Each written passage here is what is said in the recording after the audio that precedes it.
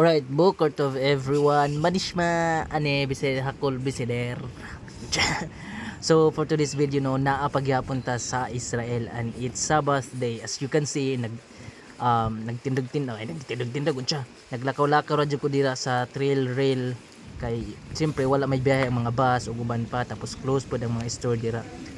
Nakita ninyo insa ka init pero tugnaw gihapon na dira. Sa unang panahon nag-snow na dira during winter, pero karon wa man ga-snow. Ambot og ngano ako siguro hinungdan nga nung wala ga-snow.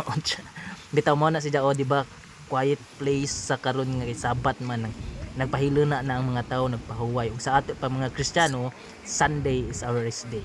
But anyway, our quote for today mao ni siya nga nabasa na sa Facebook. In order to succeed, believe it.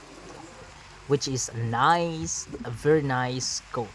Ako mahilig man jud ko maminaw og mga love story, mga motivational quote, kay mao na ang makapaglig-on sa isa ka tawo. Balik ta sa ato ang quote for today. In order to succeed, believe it, which is very very very correct.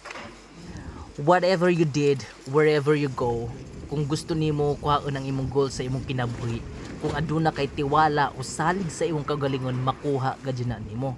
Aduna man gay uban mga tao, or there's a time sa atong kinabuhi nga nagplano ta nga gusto nato makuha ng isa ka butang pero kulang tag tiwala sa atong kaugalingon.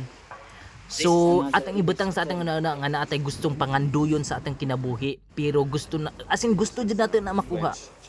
Isa ra jud ang ahang maingan ninyo, tiwala sa kaugalingon ninyo nga makuha na, ug makuha gid ninyo together sa imong pagpaningkamot sa imong kaugalingon. So that's it.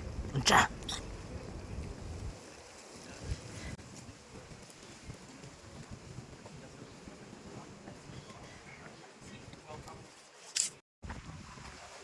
Sige, padadyon kita. So gikan day mi dito sa mga four waters, sa Christian water, sa Muslim water, sa Armenian water ug sa Jewish water. And then pauli na may init dito dyan, pero kailangan jud ka magkot gyapon kay tugnaw gid ang hangin. So anyway, that's their municipality there in Jerusalem. So mao na sila ang mga pure Jewish. Sabat man karon wala jud gyapon sakyanan sa gikaingon kaganina. So inja pa jud nang hapon mobalik ang sakyanan mga alas 5 o musahop ang adlaw. So daghan pa jud ko kanang gusto adtuan ni ana, pero limited man ang ato ang time.